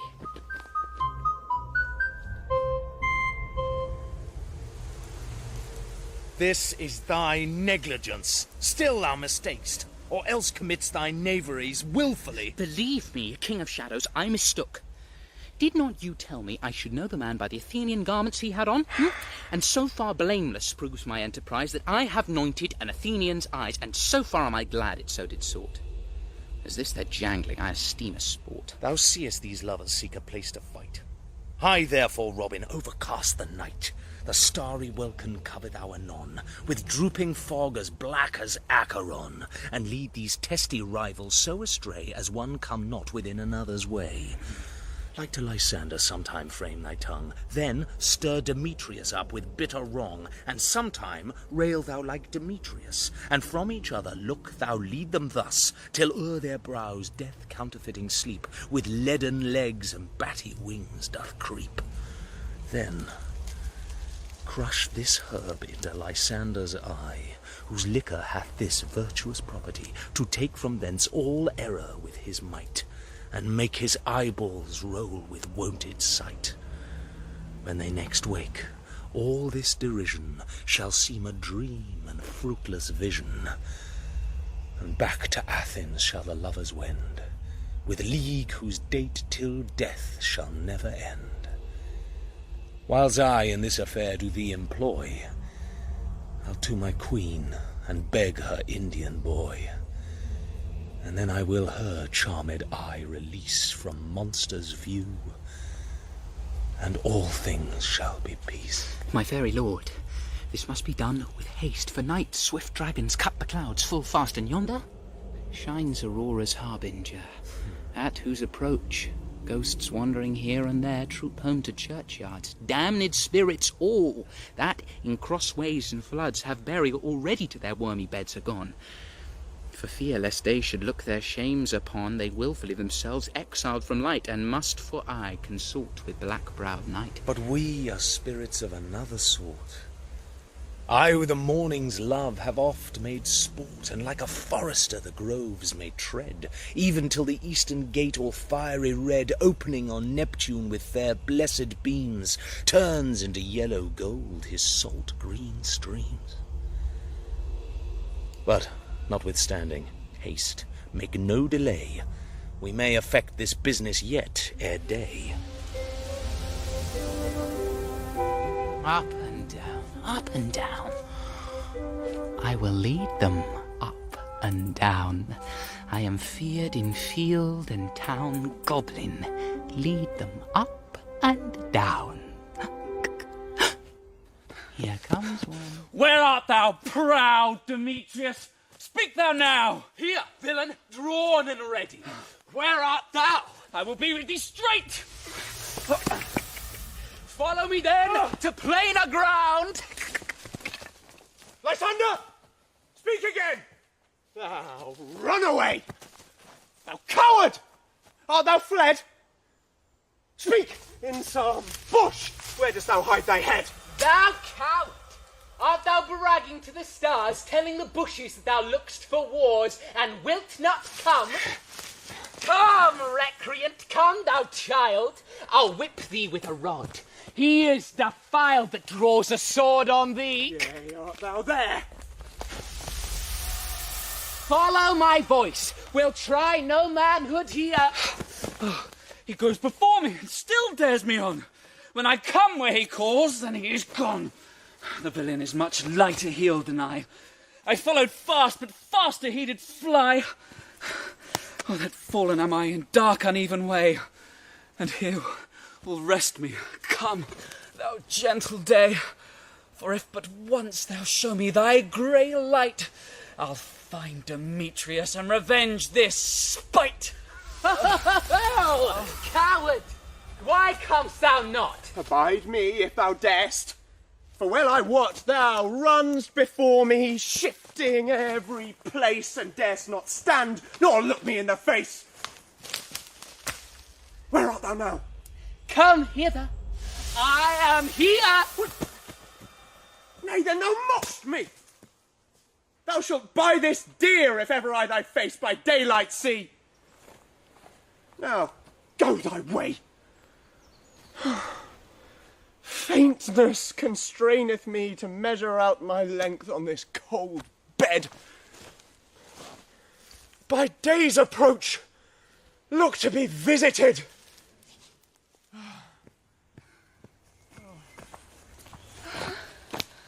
Oh, weary night, oh, long and tedious night, abate thy hours. Shine comforts from the east, that I may back to Athens by daylight from these that my poor company detest. And sleep, that sometimes shuts up sorrow's eye, steal me a while from mine own company. Oh. Yet but 3. Come one more. 2 of both kinds make up 4. Here she comes, cursed and sad. Cupid is a knavish lad, thus to make poor females mad. Never so weary, never so in woe, bedabbled with the dew and torn with briars. I can no further crawl, no further go. My legs can keep no pace with my desires. Here will I rest me till the break of day. Heavens shield Lysander if they mean a fray. On the ground, sleep sound. I'll apply to your eye, gentle lover, remedy. When thou wakest, thou takest true delight in the sight of thy former lady's eye, and the country proverb known that every man should take his own, in your waking shall be shown. Jack shall have Jill, naught shall go ill. The man shall have his mare again, and all shall be well. Come, sit thee down upon this flowery bed, while I thy amiable cheeks do coy, and stick musk roses in thy sleek smooth head, and kiss thy fair large ears, my gentle joy. Oh, where's Peas Blossom? Ready. Scratch my head, Peas Blossom. Oh, where's Monsieur Cobweb? Ready. Monsieur Cobweb, good Monsieur, get you your weapons in your hand, and kill me a red-hipped humblebee on the top of a thistle. And, good Monsieur, bring me the honey bag. Do not fret yourself too much in the action, Monsieur. And, good Monsieur, have a care the honey bag break not. I would be loath to have you overflown with a honey bag, Signor. Where's Monsieur Mustard Seed? Ready. Give me your nief, Monsieur Mustard Seed. Oh, pray you, leave your courtesy, good Monsieur. What's your will? Nothing, good Monsieur, but to help Cavaliere Cobweb to scratch. Oh, I must to the barber's, Monsieur, for methinks I am marvellous hairy about the face, and I am such a tender ass, if my hair do but tickle me, I must scratch. What, wilt thou hear some music, my sweet love? I have a reasonable good ear in music. Let's have the tongues and the bones. Or say, sweet love, what thou desirest to eat? Truly, a peck of provender. I could munch your good dry oats. Methinks I have a great desire to a bottle of hay.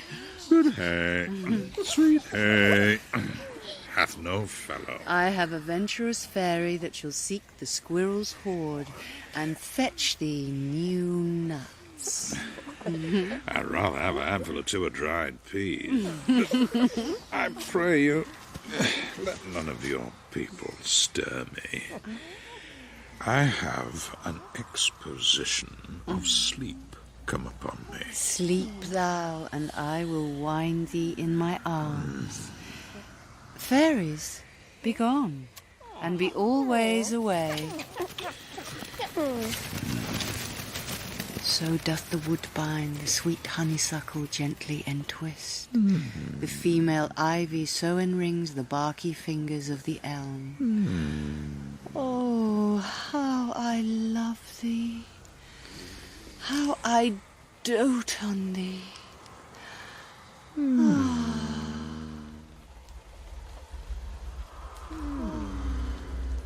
Welcome, good Robin.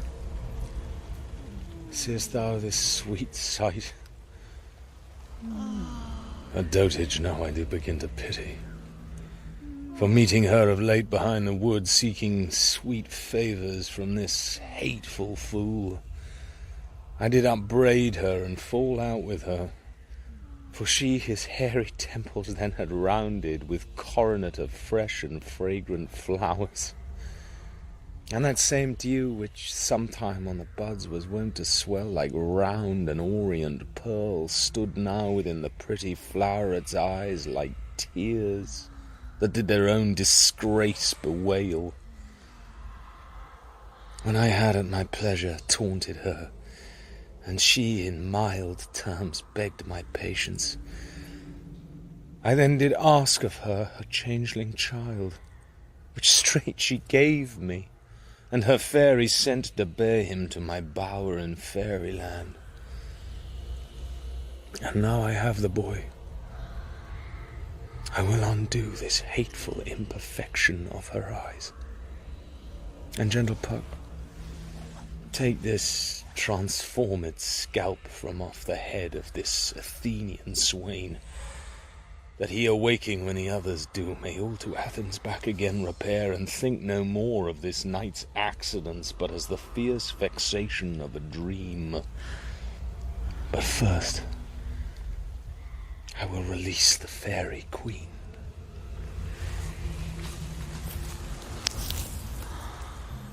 Be as thou was wont to be.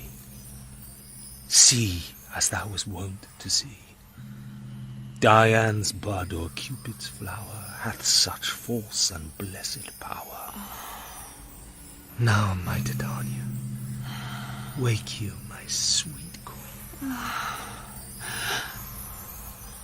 My Oberon, what visions have I seen? Methought I was enamoured of an ass. There lies your love. How came these things to pass? Oh, how mine eyes do loathe his visage now. Silence a while. Robin, take off this head. Titania, music call, and strike more dead than common sleep of all these five the sense. Music, oh, music, such as charmeth sleep. Now, when thou wakest, with thine own fool's eyes peep. Sound music. Come, my queen, take hands with me, and rock the ground whereon these sleepers be. Thou and I are new in amity, and will tomorrow midnight solemnly dance in Duke Theseus' house triumphantly, and bless it to all fair prosperity. There shall the pairs of faithful lovers be, wedded with Theseus all in jollity. Fairy king, attend and mark, I do hear the morning lark.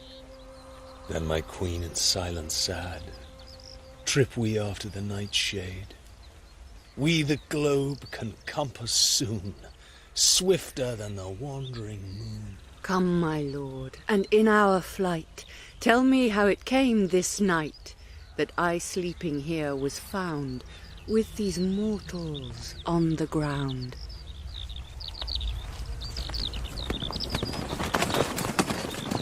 Go, one of you. Find out the forest. For now our observation is performed, and since we have the wayward of the day, my love shall hear the music of my hounds. Uncouple in the western valley, let them go. Dispatch, I say, and find the forester. We will, fair queen, up to the mountain's top, and mark the musical confusion of hounds and echo in conjunction. I was with Hercules and Cadmus once, when, in a wood of Crete, they bayed the bear with hounds of Sparta. Never did I hear such gallant chiding. For besides the groves, the skies, the fountains, every region near seemed all one mutual cry. I never heard so musical a discord, such sweet thunder. My hounds are bred out of the Spartan kind, so flued, so sanded, and their heads are hung with ears that sweep away the morning dew, crook-kneed and dew-lapped like Thessalian bulls, slow in pursuit, but matched in mouth like bells, each under each. A cry more tunable was never hollered to nor cheered with horn in Crete, in Sparta, nor in Thessaly. Judge when you hear.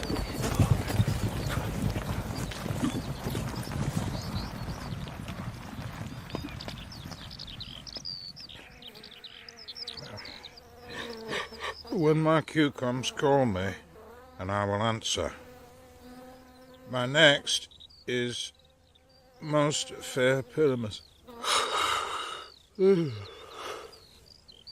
Hey-ho.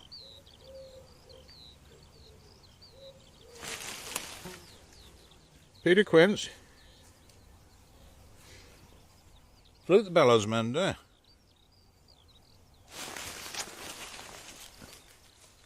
Snap the tinker. Starbling. God's my life. Stolen hence and left me asleep.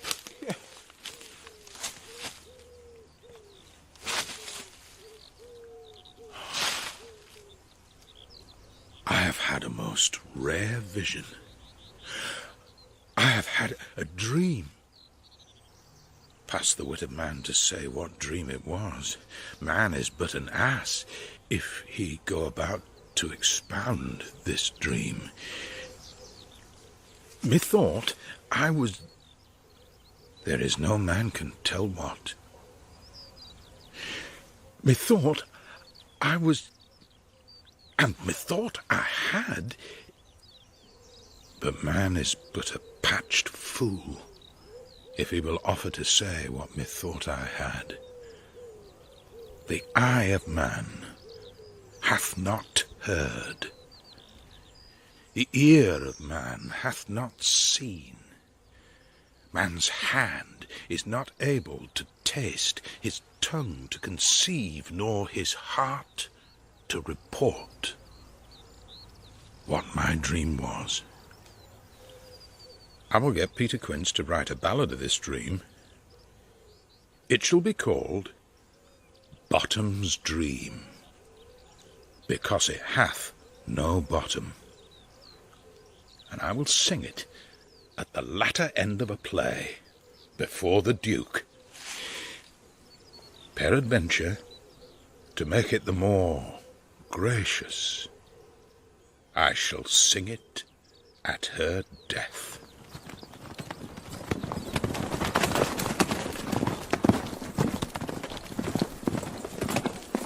But soft, what nymphs are these? Oh, my lord. This is my daughter, here asleep. And this... Lysander. And this Demetrius is. This... Helena? Oh, nay, does Helena. I wonder if they're being here together. No doubt they rose up early to observe the rite of May, and hearing our intent, came here in grace of our solemnity. But speak, Aegeus, is not this the day that Hermia should give answer of her choice? It is, my lord. Go bid the huntsmen wake them with their horns.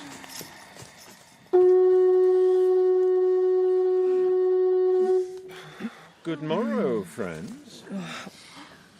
St. Valentine is past. Begin these woodbirds but to couple now. Pardon, my lord. I pray you all stand up. I know you two are rival enemies. How comes this gentle concord in the world, that hatred is so far from jealousy to sleep by hate and fear no enmity? My lord, I shall reply amazedly, half asleep, half waking, but as yet, I swear, I cannot truly say how I came here. But, as I think, for truly would I speak, And now do I bethink me, so it is. I came with Hermia hither. Our intent was to be gone from Athens, where we might, without the peril of the Athenian law... Enough! Enough, my lord. You have enough. I beg the law upon his head. They would have stolen away, they would, Demetrius, thereby to have defeated you and me. You of your wife, and me of my consent that she should be your wife. My lord, fair Helen told me of their stealth, of this, their purpose hither to this wood, and I, in fury hither, followed them, fair Helena, in fancy, following me. But, my good lord, I wot not by what power, but by some power it is. My love to Hermia melted as the snow. Huh? Seems to me now as the remembrance of an idle gaud, which in my childhood I did dote upon, and all the faith, the virtue of my heart, the object and the pleasure of mine eye, is only Helena. To her, my lord, was I betrothed ere I saw Hermia. But like in sickness did I loathe this food. But as in health come to my natural taste, now I do wish it, love it, long for it, and will forevermore be true to it. Fair lovers, you are fortunately met. Of this discourse we more will hear anon. Aegeus, I will overbear your will. For in the temple by and by with us these couples shall eternally be knit. And for the morning now is something worn, our purposed hunting shall be set aside. Away with us to Athens, 3 and 3. We'll hold a feast in great solemnity. Come, Hippolyte.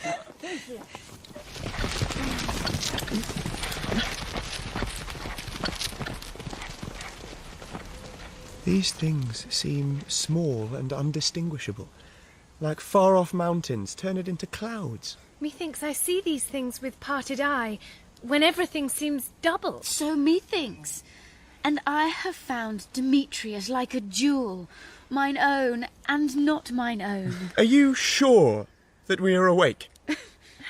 It seems to me that yet we sleep, we dream. Do not you think the Duke was here and bid us follow him? Yea, and my father. And Hippolyta. And he did bid us follow to the temple. Why then, we are awake. Let's follow him. And by the way, let us recount our dreams.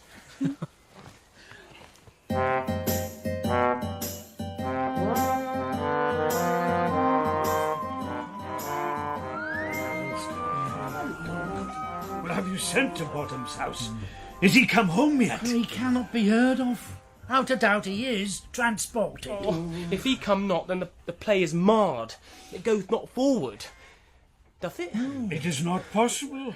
You have not a man in all Athens able to discharge Pyramus, but he. No, he hath simply the best wit of any handicraft man in Athens. Yea, and the best person too.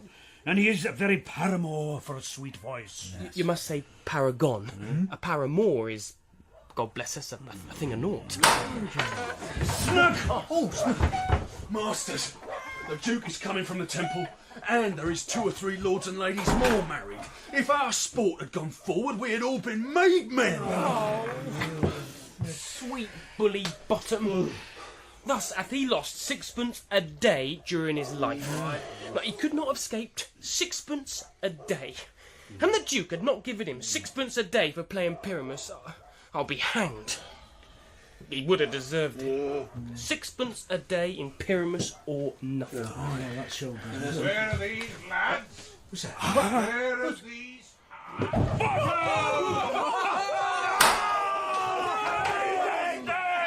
Almost happy hour! Masters, I am to discourse wonders. But ask me not what, but if I tell you I'm no true Athenian, I will tell you everything right as it fell out. Well, let us hear, sweet Bottom. Not a word of me. All that I will tell you is that the Duke hath dined. Get your apparel together. Good strings to your beards, new ribbons to your pumps. Meet presently at the palace. Every man look o'er his part. But the short and the long is, our play is preferred. Oh, yeah. Thisbe have clean linen, and let not him that plays the lion pare his nails, so they shall hang out of the lion's claws. And, most dear actors, eat no onions nor garlic, for we are to utter sweet breath. And I do not doubt but to hear them say, it is a sweet comedy. No more words. Away! Go away!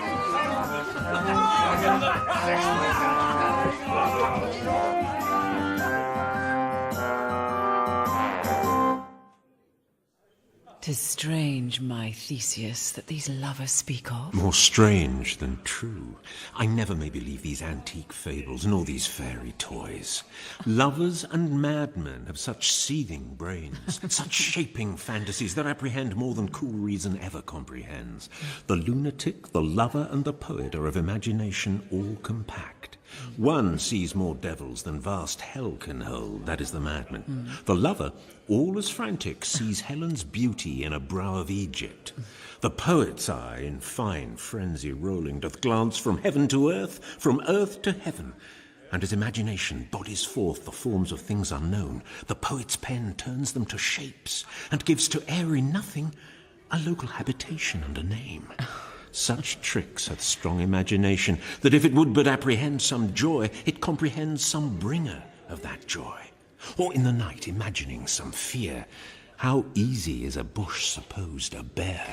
But all the story of the night told over, and all their minds transfigured so together, more witnesseth than fancy's images, and grows to something of great constancy, but howsoever strange and admirable. Here come the lovers full of joy and mirth. Joy, gentle friends, joy and fresh days of love accompany your hearts. More than to us, wait in your royal walks, your board, your bed. Oh, come now. What masks, what dances shall we have to wear away this long age of 3 hours between our after-supper and bedtime? Where is our usual manager of mirth? What revels are in hand? Is there no play to ease the anguish of a torturing hour? Call Philostrate. Here, mighty Theseus. Say, what abridgment have you for this evening? What mask? What music? How shall we beguile the lazy time, if not with some delight? There is a brief how many sports are ripe. Make choice of which your highness will see first. The battle with the centaurs, to be sung by an Athenian eunuch to the harp. Well, none of that. A tedious brief scene of young Pyramus and his love Thisbe. Very tragical mirth. Merry and tragical. Tedious and brief.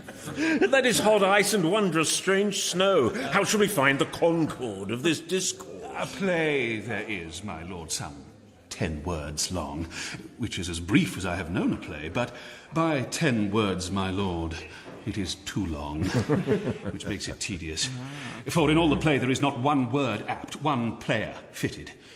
And tragical, my noble lord, it is, for Pyramus therein doth kill himself, which, when I saw rehearsed, I must confess, made mine eyes water. But more merry tears the passion of loud laughter never shed. What are they that do play? Hard-handed men that work in Athens here, which never laboured in their minds till now, and now have toiled their unbreathed memories with this same play against your nuptial. And we will hear it. No, my noble lord, it is not for you. I will hear that play. For never anything can be amiss when simpleness and duty tender it. Go bring them in. And take your places, ladies. I love not to see wretchedness o'ercharged, and duty in his service perishing. Why, gentle sweet, you shall see no such thing. He says they can do nothing in this kind. The kind are we to give them thanks for nothing. Our sport shall be to take what they mistake. And what poor duty cannot do, noble respect takes it in might, not merit. Where I have come, great clerks have purposed to greet me with premeditated welcomes. Where I have seen them shiver and look pale, make periods in the midst of sentences, throttle their practised accent in their fears, and in conclusion, dumbly have broke off not paying me a welcome. Trust me, sweet, out of this silence yet I picked a welcome, and in the modesty of fearful duty I read as much as from the rattling tongue of saucy and audacious eloquence. Love, therefore, and tongue-tied simplicity in least speak most to my capacity. So please, your grace, the prologue is addressed. Let him approach.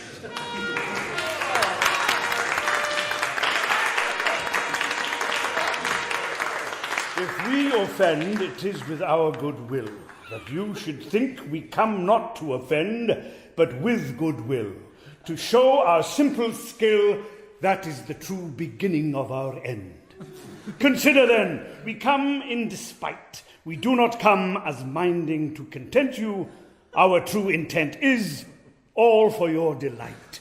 We are not here, that you should here repent you, the actors are at hand, and by their show you shall know all that you are like to know. This fellow doth not stand upon points. He hath rid his prologue like a rough colt. He knows not to stop. A good moral, my lord. It is not enough to speak, but to speak true. Indeed, he hath played on his prologue like a child on a recorder, a sound, but not in government. His speech was like a tangled chain, nothing impaired, but all disordered. Who is next? Gentle, perchance you wonder at this show, but wonder on till truth make all things plain. This man is Pyramus, if you would know. This beauteous lady Thisbe is certain. This man with lime and rough cast doth present wall, that vile wall which did these lovers sunder, and through wall's chink poor souls they are content to whisper, at the which let no man wonder. This man with lantern, dog, and bush of thorn presenteth moonshine. For, if you will know, by moonshine did these lovers think no scorn to meet at Ninus' tomb, there to woo. This grisly beast, which lion hight by name, the trusty Thisbe coming, first by night did scare away, or rather did affright. And as she fled her mantle she did fall, which lion, vile with bloody mouth did stain. Anon comes Pyramus, sweet youth and tall, and finds his trusty Thisbe's mantle slain, whereat with blade, with bloody blameful blade, he bravely broached his boiling bloody breath. And Thisbe, tarrying in mulberry shade, his dagger drew and died. For all the rest, let lion, moonshine, wall, and lovers twain at large discourse, while here they do remain. I wonder if the lion be to speak. No wonder, my lord. One lion may when many asses do. In this same interlude it doth befall that I, one Snout by name, present a wall, and such a wall as I would have you think that had in it a crannied hole or chink, through which the lovers Pyramus and Thisbe did whisper often, very secretly. This loam, this rough cast, and this stone doth show that I am that same wall. The truth is so, and this the cranny is, right and sinister, through which the fearful lovers are to whisper. Would you desire lime and hair to speak better? It is the wittiest partition that ever I heard discourse, my lord. Pyramus draws near the wall. Silence. Oh, grim-looked night. Oh, night, with you so black. Oh, night, which ever art when day is not. Oh, night, alack, alack, alack, I fear my Thisbe's promise is forgot. And thou, O wall, O sweet, O lovely wall, that stands between her father's ground and mine, thou wall, O sweet and lovely wall, show me thy chink to blink through with mine eye. Thanks, courteous wall. Jove shield thee well for this. But what see I? No Thisbe do I see. Oh, wicked wall, through whom I see no bliss. Cursed be thy stones for thus deceiving me. The wall, methinks, being sensible, should curse again. Truth, sir, he should not. Deceiving me is Thisbe's cue. She is to enter now, and I'm to spy her through the wall. You shall see, it will fall pat as I told you. Yonder she comes. O wall, full often hast thou heard my moans for parting my fair Pyramus and me. My cherry lips have often kissed thy stones. Thy stones with lime and hair knit up in thee. I see a voice. Now will I to the chink to spy, and I can hear my Thisbe's face. Thisbe? My love thou art, my love I think. Think what thou wilt. I am thy lover's grace, and like Lemander am I trusty still. And I like Helen till the fates me kill. Not Shafalus to Procrus was so true. As Shafalus to Procrus, I to you. Oh, kiss me through the hall of this vile wall. I kiss the wall's hole, not your lips at all. Wilt thou at Mimi's tomb meet me straightway? Tide life, tide death, I come without delay. Thus have I, wall, my part discharged so, and being done, thus wall away doth go. Now is the mule raised between the two neighbours? No remedy, my lord, when walls are so wilful to hear without warning. This is the silliest stuff that ever I heard. The best in this kind are but shadows, and the worst are no worse, if imagination amend them. It must be your imagination then, and not theirs. If we imagine no worse of them than they of themselves, they may pass for excellent men. Here come two noble beasts in, a man and a lion. You ladies, you whose gentle hearts do fear the smallest monstrous mouse that creeps on floor, may now perchance both quake and tremble here, when lion rough in wildest rage doth roar. Ah.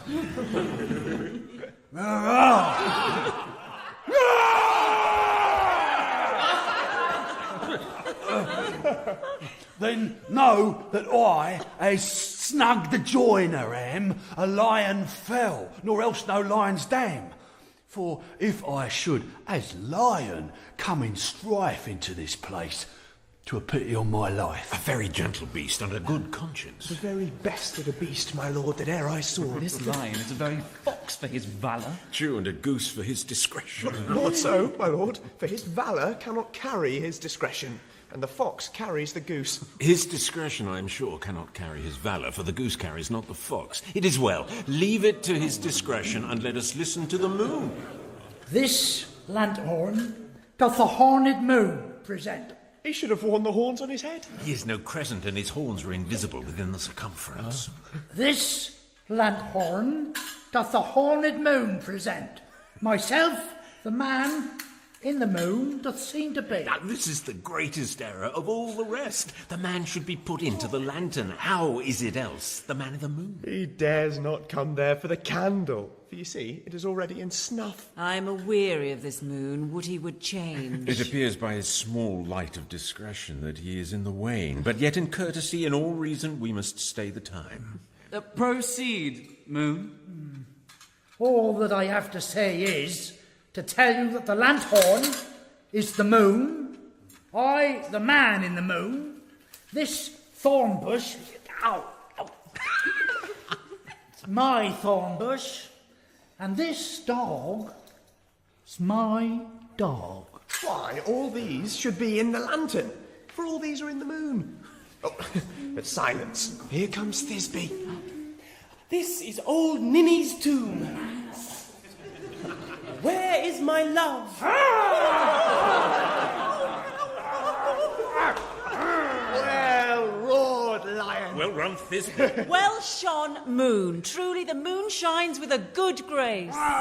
Ill-mouthed lion. And then came Pyramus. And so the lion vanished. Sweet moon, I thank thee for thy sunny beams. I thank thee, moon, for shining now so bright. For by thy gracious gold and glittering gleams I trust to take of truest Thisbe sight. But stay, O spite, but mark, poor knight, what dreadful dole is here. Eyes, do you see? How can it be? O dainty duck, O dear, thy mantle good. What? Stained with blood? Approach, ye furies fell. O fates, come, come, cut thread and thrum, quail, crush, conclude, and quell. This passion and the death of a dear friend would go near to make a man look sad. Beshrew my heart, but I pity the man. O wherefore, nature, didst thou lions frame? Since lion vile hath here deflowered my dear, which is... which was the fairest dame that lived, that loved, that liked, that looked with cheer. Come, tears, confound, out sword, and wound the pap of Pyramus, aye, that left pap where heart doth hop. Thus die I, thus.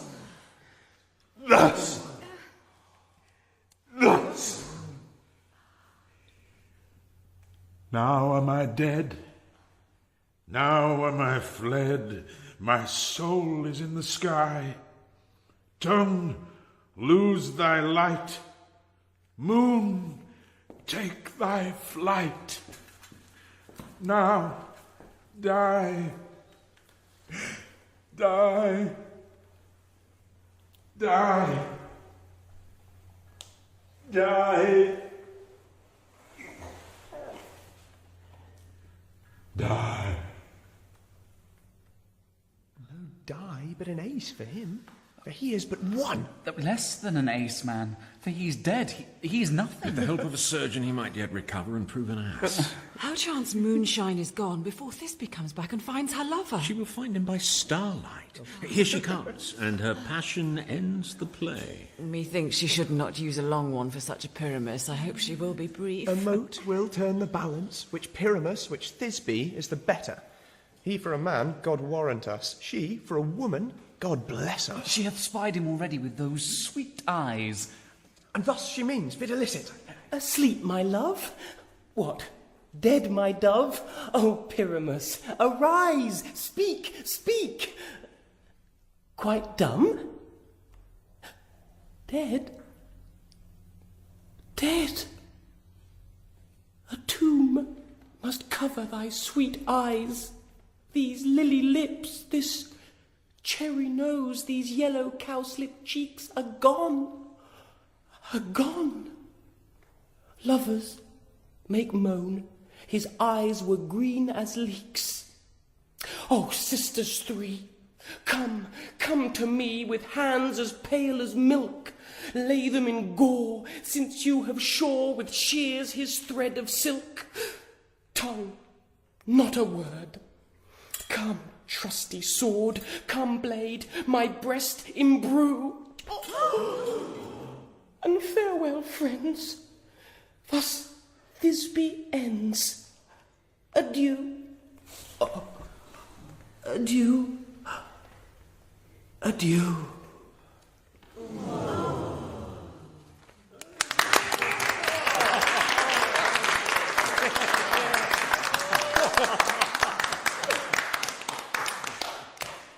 Moonshine and lion are left to bury the dead. Aye, and wall too. No, I assure you, the wall is down that parted their fathers. Will it please you to see the epilogue, or to hear a Bergamask dance between two of our company? No epilogue, I pray you, for your play needs no excuse. Never excuse, for when the players are all dead, there needs none to be blamed. Marry, if he that writ it had played Pyramus and hanged himself in Thisbe's garter, it would have been a fine tragedy. And so it is, truly, and very notably discharged. But come, your Bergamask, let your epilogue alone. 1, 2, 1, 2, 3, 4.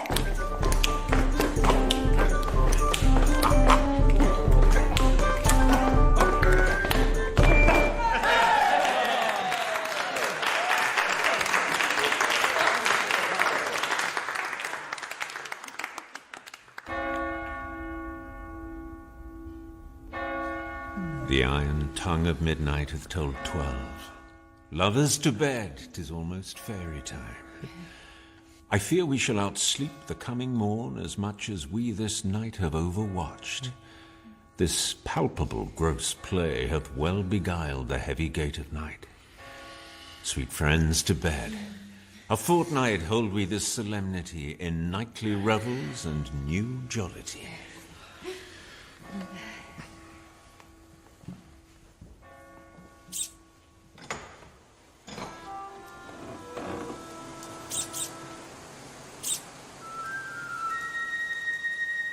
Now the hungry lion roars, and the wolf behowls the moon, whilst the heavy ploughman snores, all with weary task fordone.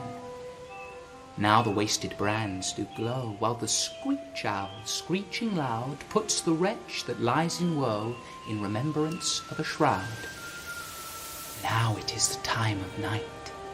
The graves, all gaping wide, every one lets forth his sprite in the churchway paths to glide. And we fairies that do run by the triple Hecate's team from the presence of the sun, following darkness like a dream, now are frolic. Not a mouse shall disturb this hallowed house. I am sent with broom before to sweep the dust behind the door.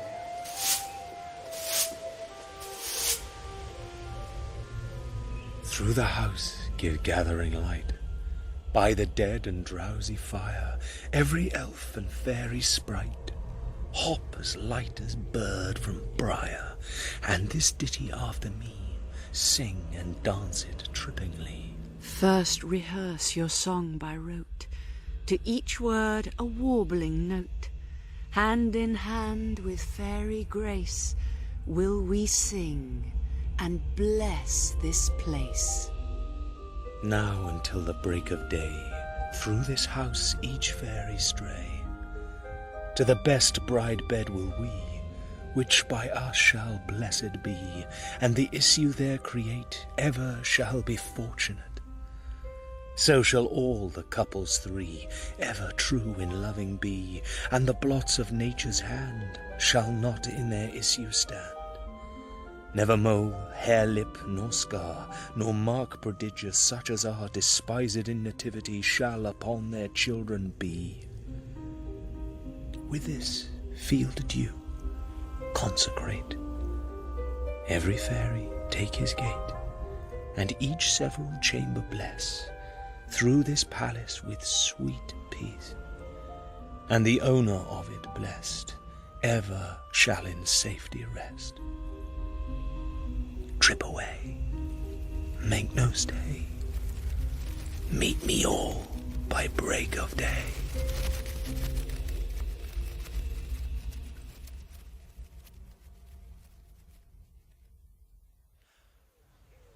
If we shadows have offended, think but this, and all is mended, that you have but slumbered here while these visions did appear, and this weak and idle seem no more yielding but a dream.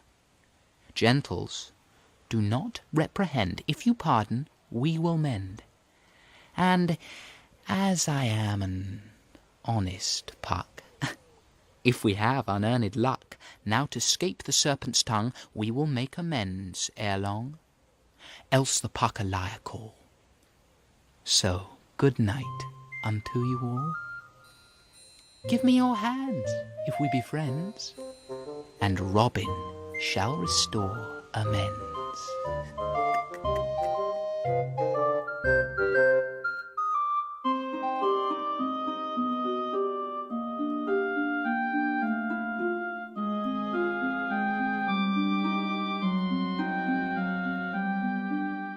In A Midsummer Night's Dream by William Shakespeare, the part of Titania was played by Lesley Sharp, Oberon by Toby Stephens, and Puck by Freddie Fox. Theseus, Nicholas Farrell, Hippolyta, Emma Fielding, Hermia, Emerald O'Hanrahan, Helena, Anna Madeley, Lysander, Joseph Timms, and Demetrius was Ferdinand Kingsley. Bottom was played by Roger Allam, Quince, Robert Pugh, Snout, Sam Dale, Flute, Sam Alexander, Starveling and Aegeus, David Collings, and Snug and Philostrate, Nicholas Bolton.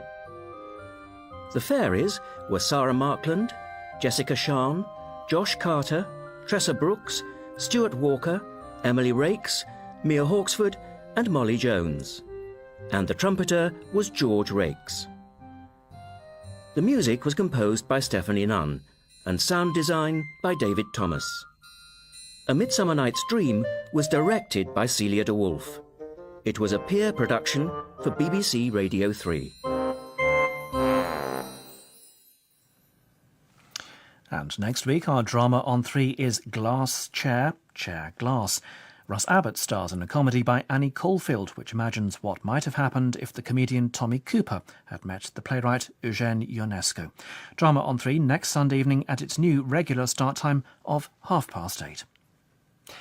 This is BBC Radio 3 and it's a little after 10 o'clock now. In 1937, Picasso responded to the bombing of the Spanish town of Guernica with his shattering visual comment on the atrocity. In tonight's Sunday feature, A Guernica for Gotham, Judith Kampfner asks whether, in the wake of 9/11, there's been any similar response from the American artistic community, specifically in New York. Symbols of resurrection and remembrance are now taking shape on the site of the World Trade Center, but what has been the individual response? Judith begins with her own memories of that day. 10 years ago, I was working as a cultural producer for WNYC, New York Public Radio, and the brilliantly sunny morning of Tuesday, September the 11th began like any other, with me cleaning my teeth and listening to our radio station in the bathroom.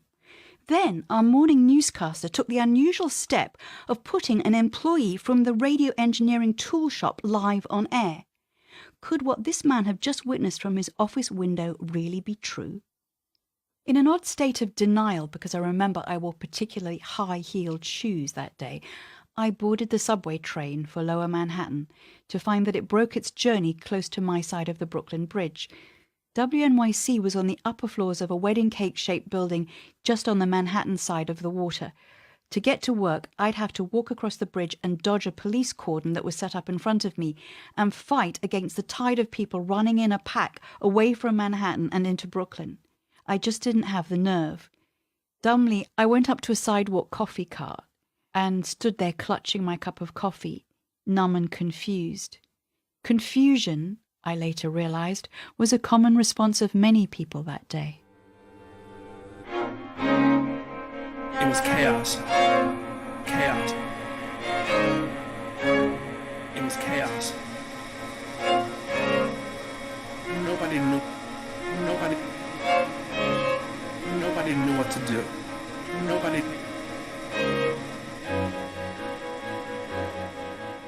I couldn't get into work for 3 weeks. Our building was evacuated because it was only a few blocks from Ground Zero, and a core staff camped out in a midtown office to run the radio station. I was given some cultural assignments: go to a mosque, find out if Muslim children are being victimized at school, find out what music people are listening to, and find out if they're more likely to go to art galleries in larger numbers. And that's how I came to be interviewing Glenn Lowry, the head of the Museum of Modern Art, for a short morning feature that aired a couple of weeks after 9/11. We will look to find ways in which we could open our doors to the community and welcome people, and at the same time offer them the kind of safe harbor and sanctuary where they can deal with this terrible, terrible situation. I asked him whether someone might produce a work of art like Pablo Picasso's Guernica, to interpret or pay homage to what had just happened. I think it's much too soon to tell whether this particular occasion will inspire an artist to create something as iconic and moving and enduring as Guernica.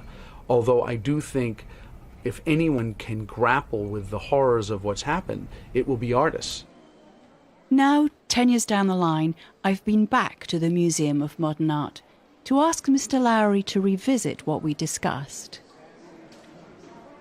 I think one of the really important things to remember is at the time of September 11th, it was so clear that there was a sense of victimization in New York and elsewhere in the United States that was subject to terrorist attacks, and a kind of almost universal sympathy and feeling for the United States in the wake of this traumatic event.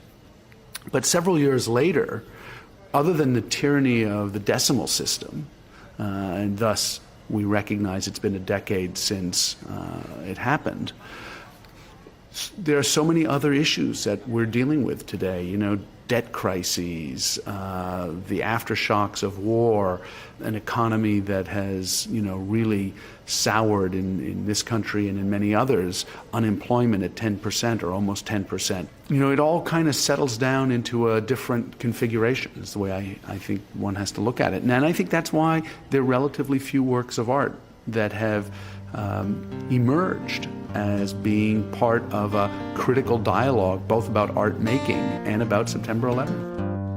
No one admits they ever cry in public. Lately we all do because we must. We do because a man stands at the bottom of a building looking for his brother's body in the dust. It hit home. It still does. It hits home. Suzanne Vega put together a compilation album called Vigil, a collection of songs sent to her by friends who'd recorded them spontaneously in their homes in the last months of 2001, with proceeds going to a relief fund. There were many creative endeavours like that, but it's unlikely that artists thought they were making pieces that were enduring works. These were more outpourings of emotion, a need to express shock and communicate the unspoken. After all, a problematic event stirs a creative impulse more than a happy one. Immediacy has impact, but lacks depth. My search for significant work turns out to be more frustrating and difficult than I'd anticipated.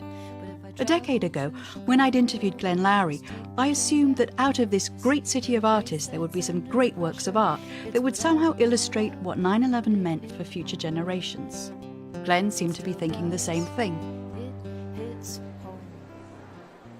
At the time, there were tears in your eyes, and you said, if anybody can respond to this, an artist can. I still feel that way.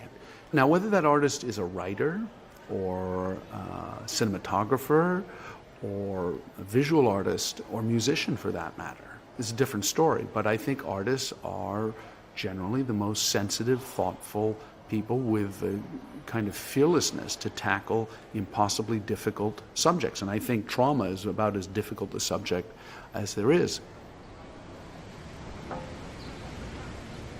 In the sculpture garden at MoMA, there's a 1940 statue by Aristide Maillot called The River, a large, naked woman with her legs in the air and her head reaching backwards, perhaps into the water. In the autumn of 2002, New York artist Eric Fischel showed a work called Tumbling Woman at Rockefeller Center that was inspired by that Maillot. A columnist in the New York Post described it as violently disturbing, as if it was somersaulting backwards with its head crashing onto the pavement. A week later, the sculpture was shrouded and then removed. Today, the statue only exists in private collections. I wanted to see this bronze in the flesh. So Eric Fischel took me to visit a copy of Tumbling Woman, placed under a tree, surrounded by lawns and a massive sprinkler system, in the garden of a villa on Long Island. This is the side of the head. And that's the thigh. There's the belly. And that's a somewhat saggy belly. I think the journalist who turned this into a sensational sculpture had never actually seen the sculpture, and so she was going on hearsay or a photo impression or something like that. The quality, I think, that the sculpture